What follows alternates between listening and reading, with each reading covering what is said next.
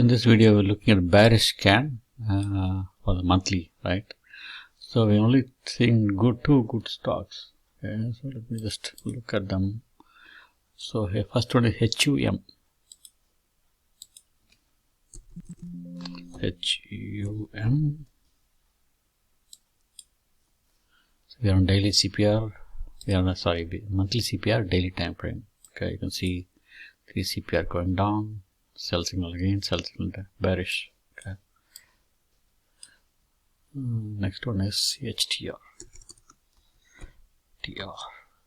Charter Communications. See all time frames down, bearish. Okay, sell signal here. Okay, bearish here, 3 CPR down. So this is all bearish. Okay.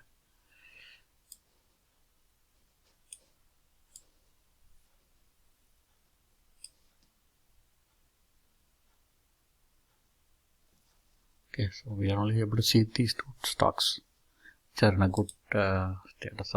Other ones are not good. Okay, let's look at VXX.